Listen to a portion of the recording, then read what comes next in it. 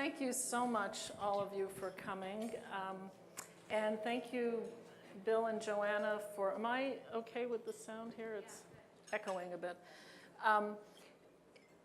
Thank you for inviting me to this very special forum. I came here the first time when Neelam Sethi spoke, and so actually I am going to give a little bit of a different talk. I know some of you have heard my talks before, so I'm going to lead off where Neelam left off, or use her lead, and talk about how I got here. I will tell you about the science of place and well-being, and a little bit about how stress makes you sick. But I want to start by telling you how I got here. So I'm going to talk about my childhood, 2 patients, 2 rats, and my own illness and how I found my healing space. So I'm just going to show a clip from a PBS television special that first aired in 2009.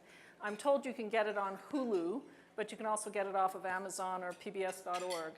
And that'll tell you a bit about the bookends here, my childhood and my illness and healing space. And then I'll tell you a little bit more. So I could just let you watch the rest of the film and eat dinner, and it would be very easy for me. But you can put the lights on now. So I wanted you to see the intro because you can see that I grew up with science. You know, seeing the physician who coined the word stress.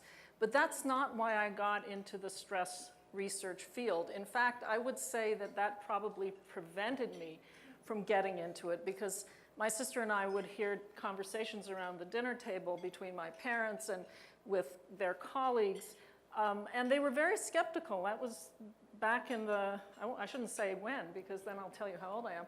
But there was a lot of skepticism about this woo-woo thing about stress and that stress could make you sick. And so in the really academic medical circles, I actually actively distanced myself from that concept. And I was embarrassed to say that I knew Hans Selye, which is shocking because now, of course, it's accepted. But really, how I got into this was I saw a single patient. It was when I was a medical resident. I was training in rheumatology in Montreal at McGill, and it was 4 o'clock on Christmas Eve, a snowy, cold Christmas Eve in Montreal. And I was called to see a patient on an emergency basis. And I was a little irritated, frankly, because the patient had been in hospital for 3 weeks, and they could have called me not on Christmas Eve when I was planning to take off and go skiing the next day. And I went to see the patient, and it was already getting dark in Montreal. And I walked into this darkened room, and this 70-year-old man was lying in bed with the sheets tented over his skin. He couldn't bear for the sheets to touch his skin. He was in such pain. And his arms were bent, and he couldn't extend them, and his knees were bent, and he had scarring all over his body. He looked like he'd been in a 3rd-degree burns, but he hadn't. The question that the consult asked me was, are the experimental drugs that this patient is getting for his really fatal form of epilepsy? He had a form of epilepsy where every time he would try to do something, he would start having a seizure. So he couldn't eat, he couldn't talk, he couldn't do anything intentional. So, you know, everyone was desperate, so they tried this experimental drug, and he developed this autoimmune scarring disease. So the question was this disease related to the drugs that he was receiving? The drug was related to serotonin, a brain nerve chemical. And I didn't know the answer, so I ran to the library. That was in the days way before, way before smartphones, way before laptops, way before you could just plug into PubMed in 3 seconds or in a millisecond. I ran to the library and convinced the librarian, who was somebody at that table is at the University of Arizona Libraries? Yes. No, not you. Who? You. Oh, hi. You're the director of UA Libraries? Right. Well, your colleague was a heroine, okay? She stayed late, and the only way to get this information to plug into PubMed at the time was to plug into the mainframe computer. Do you remember when they were teletyped? So now you know how old I am. In Ottawa, right? Because you had to go through that way. And she stayed, and we were standing there watching the teletype, and sure enough, there were a couple of papers that came up that linked serotonin, that nerve chemical, with scleroderma, an autoimmune disease that is involved with scarring of the body. And so I said, okay, that's enough information for me to act on this. So we discharged the patient from the surgical department where he was and said he can go home for Christmas. We didn't think it was going to make a difference, and it didn't. And we admitted him to the medical department where we measured a whole lot of blood metabolites. And my very first paper that I published was in the New England Journal of Medicine as a lead author and a lead article in the New England Journal about that case. And I was convinced by seeing that one patient that doing something to the brain in certain circumstances could cause an autoimmune inflammatory disease. So that was back in 1980. In those days, the academic medical community did not believe that the brain and the immune system talked to each other. They certainly didn't believe that stress could make you sick. They didn't even believe that there was such a thing as stress. They looked and acted stressed when I talked about it, but they didn't believe it. So seeing that patient convinced me and gave me the strength. You all laughed when you saw that little, in the clip where I was fighting with my colleagues to convince them that stress could make you sick. It was because I saw it with my own eyes. And so I spent the rest of my career trying to figure out how could that be? How could the brain and the immune system talk to each other? How could doing something to the brain cause an autoimmune disease? So that brings me to the 2 rats and the next patient. In order to test whether that nerve chemical could in some way cause an autoimmune disease, I had found that a drug, another experimental drug, that blocked serotonin actually blocked inflammation in tissue culture. So you take cells and you immune cells and you grow them in tissue culture, and that I had this drug which I thought was going to be the next great anti-inflammatory drug. I was talking to you. You used to be in drug development, so I was thrilled. Oh, right, sorry. I was thrilled. Here I was going to have the next great anti-inflammatory drug. So I got to the National Institutes of Health, where I was for 26 years before coming here in 2012, thanks to, amongst others, Neelam Sethi and Andy Weil and Victoria Mazes and a whole host of others whom I have to thank. So in order to test whether this drug worked, I had to give it to rats. So there were 2 strains of rats that had been developed for 30 years by immunologists, rheumatologists, who had bred them. They were inbred rats. One was highly susceptible to getting all sorts of autoimmune inflammatory diseases like arthritis, thyroiditis, and so on. And the other was highly resistant. So I said, okay, I'm going to give this drug to these rats. The only thing is the drug had to be injected every 12 hours, 7 days a week for 8 weeks. And neither I nor my other senior colleague wanted to really do that. So we hired some students in the summer. Any students around here? It was a great summer job, right? You come in the morning, you inject the rats, you go play tennis, or in the case of the student, I'll tell you about basketball, and then you come back at 10 o'clock at night and you inject the rats with the second drug. And on the first day, the 10 o'clock injection, the student called me at home at midnight and said, I don't know what I've done wrong. All the rats are dying. And I said, oh my God, that's the last time I give this to a student. And I did a house call on the rat. So first of all, he was supposed to be there 2 hours earlier. And he apologized profusely because he had been playing basketball and his basketball game went on 2 hours longer. But it was a really good thing, because had he been there earlier, he would have missed this. Had he been there later, I wouldn't have been able to see the rats and diagnose that they were dying in septic shock. Septic shock occurs when it's not really infection, when you're exposed to a lot of bits and pieces of bacteria and your immune system is massively stimulated and you die in septic shock. So it was midnight. The hallways were lit. It was like, I remember fluorescent long hallways at NIH. And the student said to me, "How can you explain this?" And I said, "Well, I don't know. This drug was supposed to cure them. It wasn't supposed to kill them." The drug was taken off. I mean, the company that was making it removed it from even testing. It was no longer in the pipeline, so that's why you have to do animal studies. The only thing I could think of was another patient that I had seen when I was a medical resident running a community hospital emergency room in Montreal. And this was a young woman who had come into the emergency room with what looked like a urinary tract infection. And for reasons that I will never understand, I decided to admit her to the hospital. I mean, it's completely, you couldn't do that in this day and age, right?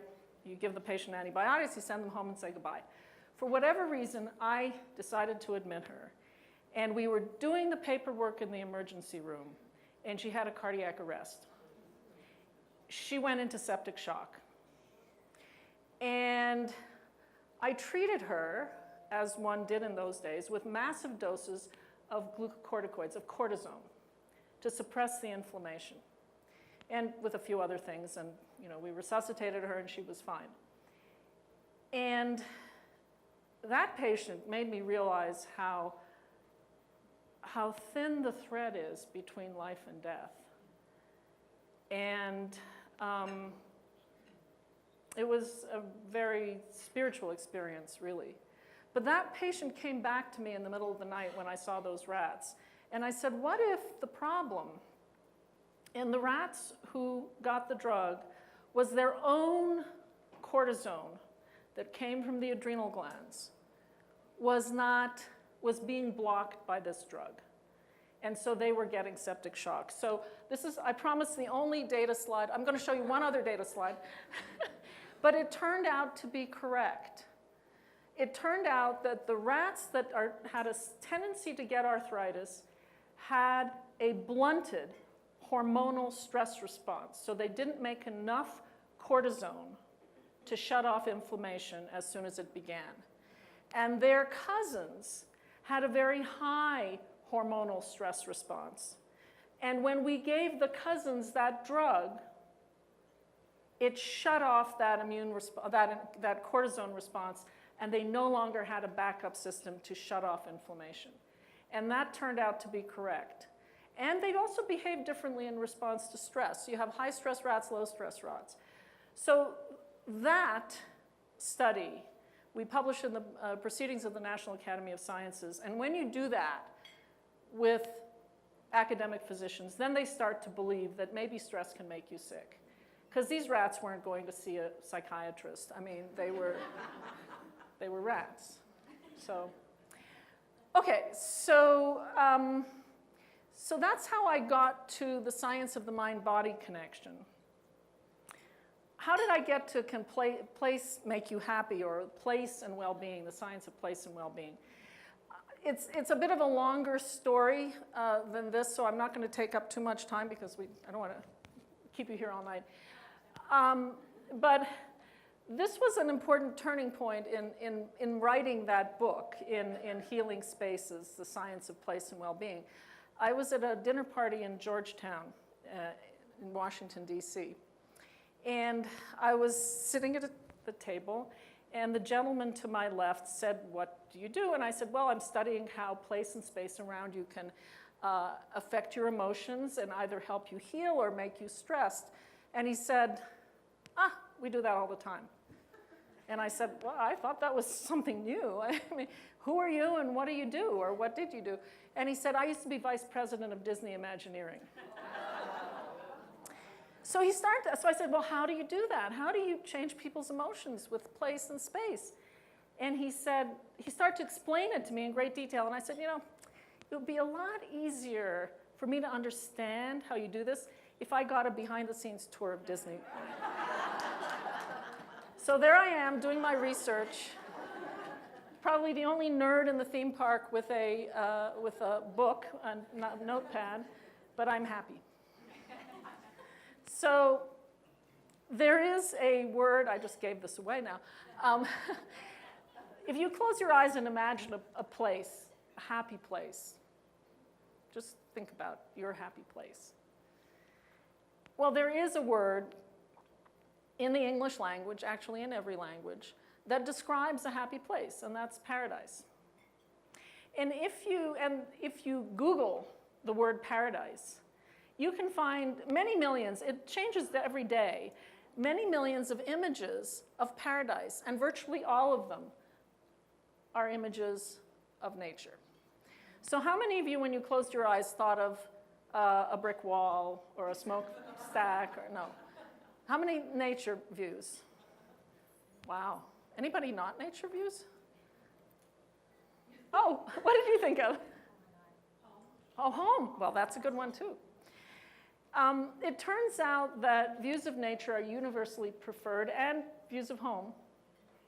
And maybe you have a garden or some nature in your home. Yeah.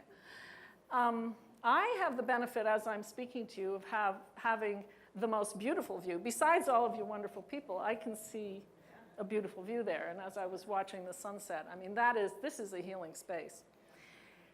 So it turns out that there are studies that show that nature and views of nature can help you heal.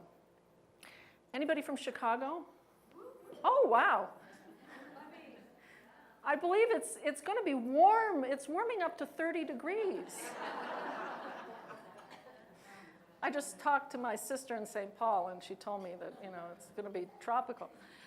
This was the Robert Taylor homes in Chicago. Fortunately, no longer exist. These were the inner city projects.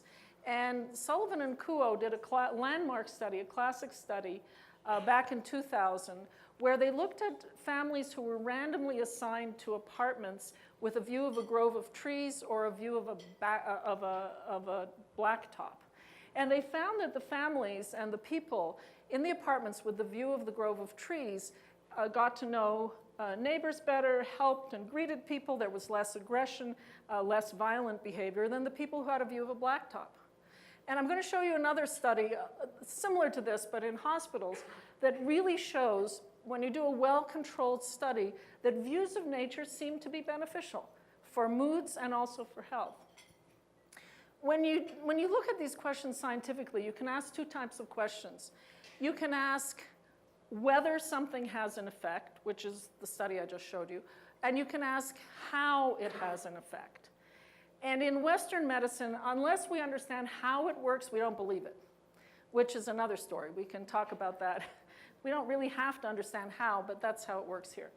So you can ask, is it what you see? Is it what you hear? Is it what you smell? Is it what you touch? Is it what you do in the space that can make you happy? And for those of you taking the quiz, no, I'm not going to give a quiz at the end. It's all of the above. That's the answer. This is, of course, the view of the Santa Catalina Mountains, one of my favorite views. I have a very similar view on the north patio, which is just incredibly calming. And there are studies that show that there is a part of the brain that recognizes beautiful views. The brain is not a bowl of mush. There are parts of the brain that recognize faces, parts that recognize tools, animals, buildings even. And there is a part of the brain that recognizes beautiful views. And it turns out that that part of the brain is rich in endorphins, those feel-good molecules. So Irving Biederman at the University of Southern California has a theory that the reason that we all love a beautiful view, that we will all pay more for a room with a beautiful view, or pay more for a house with a beautiful view, or join a country club with a beautiful view, is because we're giving ourselves a shot of endorphins every time we look at that beautiful view. Hard to prove, but I think it's a good theory. Another way to look at views is the light. That's easy to test. So there are many studies that show that full spectrum sunlight, in these two particular studies in Canada in the winter, because you get a lot of reflection from the snow, and in Italy in the summer, full spectrum sunlight reduces depression, and people with all sorts of depressive disorders admitted to hospital leave hospital 2 to 4 days sooner if they're on the sunny side of the ward. Now, there's a form of depression called seasonal affective disorder, which is related to exposure to long periods of low light, which is treated with full spectrum sunlight or full spectrum sunlight light boxes, and that's as effective as antidepressants. And so we're very fortunate in Tucson that we have the sunlight here, and we're happy to receive the snowbirds here who may want to get out of that dark of the north. I'm from Montreal, so I can say that. Oh, are you from Montreal too? Yay! Oh, Toronto. Well, I'll talk to you anyway. Pardon? I started in Montreal. Oh, Montreal. Okay. We'll talk later. I'm sure we're going to be related somehow. So, what about what you smell? In general, what fragrances change moods because of an association? You talked about home being a place that made you feel good. If you think about the fragrances of childhood, chocolate chip cookies baking, or the smells of Christmas, or the stew that your grandmother made. In India, whatever the smells of the wonderful foods that I think part of the thing with the Greek food is my parents were from Romania. And I think that when these Greek neighbors came to the door with the Greek food, and smell and taste are connected, or intimately connected, I think that brought back my memories of childhood. And certainly when I was in Greece, it did. But there are certain odors that actually have a chemical effect on the brain. Lavender is one, and that's the whole basis of aromatherapy. So lavender actually causes slow wave sleep in rats. So, the rat doesn't know that it's supposed to go to sleep when you give it some lavender. So it's not just an association. It actually has a chemical effect on the brain. What about what you hear? I'm going to show another clip of the, how long do I have? Okay, thanks. Another clip from the film about music.